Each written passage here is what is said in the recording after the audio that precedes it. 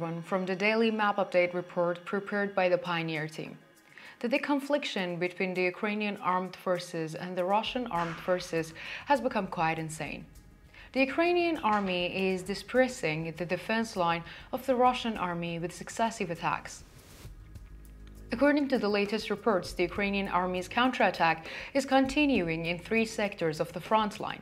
There are new developments on the Zaporizhia front line, which has been finding a wide place in our reports for a long time. The Ukrainian army is advancing to Melitopol with confident steps through the Zaporizhia front line. So, what is the latest situation on the front line? Let's examine the developments together. As the Pioneer, we continue to transmit to you the confliction between Russia and Ukraine. Don't forget to subscribe to our channel and turn on notifications so as not to miss our daily map analysis and reports.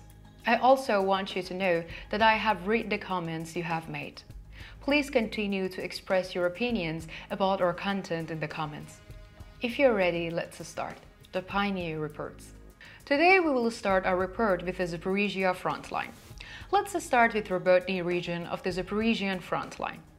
As you know, the Ukrainian army is almost about to take over the region here.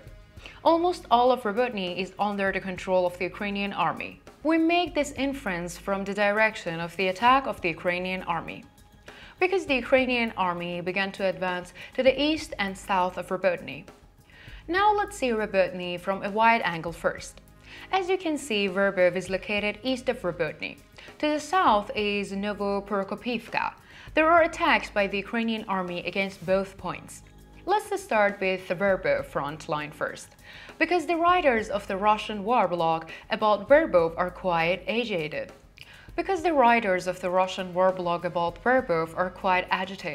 Russian war writers have been sharing quite remarkable reports about Verbov with the public in recent days. As you may recall, the Ukrainian troops were already trying to expand the Robotyne front through this line. However, recent reports indicate that Verbov is starting to become a main line, not a secondary line. Russian war writers are warning the Russian Defense Ministry and the General Staff about the Verbov line, which is starting to become increasingly dangerous. The statements from the Ukrainian Armed Forces also support the claims that the Russian army is in a difficult situation in the region. Recently, the spokesman of the General Staff of the Armed Forces of Ukraine, Andriy Kovalev, made statements about the latest situation on the Zaporizhia front line. The following statements were used in the Kovalev's statements. The Ukrainian Armed Forces are advancing confidently on the southern front. I can say that we have achieved success in the direction of Verbov. Glory to Ukraine. The situation on the Zaporizhian front line is turning against the Russian army every day. Here we can actually say that the Ukrainian army has an all-or-nothing motivation. Russian positions had already been heavily damaged in the region due to the operations of the Ukrainian artillery. Therefore, the Ukrainian army's progress here needs to pick up speed. But the Russian second line of the defense is reducing the speed of the Ukrainian army. Intense clashes are taking place in the north of Novoprokopivka region.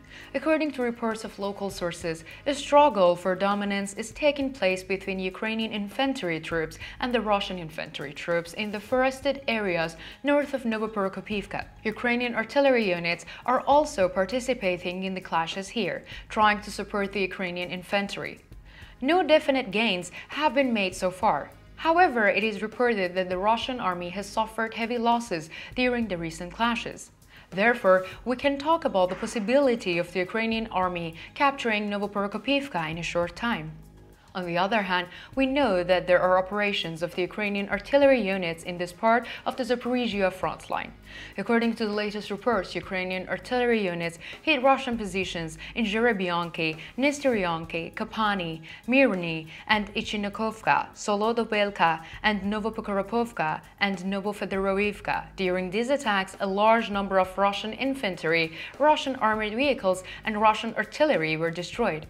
I would like to continue our report with the Vuhledar sector, located in the eastern part of the Zaporizhia front line. In fact, the Vuhledar region had a fairly calm day compared to the previous days. There are no significant developments in the region in the reports of local sources. Recent reports indicate that both Ukrainian infantry and Russian infantry units have remained largely inactive in the area. However, it is hardly possible to say that there is a complete pause in the region, because even if the infantry of the two armies do not move, the artillery units on both sides continue their attacks. According to recent reports, Ukrainian artillery units have increased their attacks, especially in the direction of Priyodny. It is reported that a large number of Russian positions in this area have been hit. Ukrainian soldiers known by the name of Osman, who is serving on the front line, reports in his last information that the Ukrainian army has carried out successful attacks in the direction of Volodiny, located south of Stromayorsk.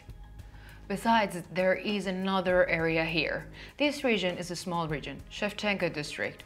I want to show you the situation here with a timeline. In the last few days, we have seen a large withdrawal of Russian troops in the region. It seems that the Ukrainian army is carrying out a front expansion work in this area of the Zaporizhian front line. We will see the result of this in the coming days.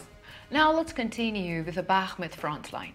As you know, the Bakhmut front line also fell silent for a while, but small movements had begun in the region. Now let's look at the area around Bakhmut on the map first. The latest reports again indicate that the clashes in the region are concentrated in the south of Bakhmut.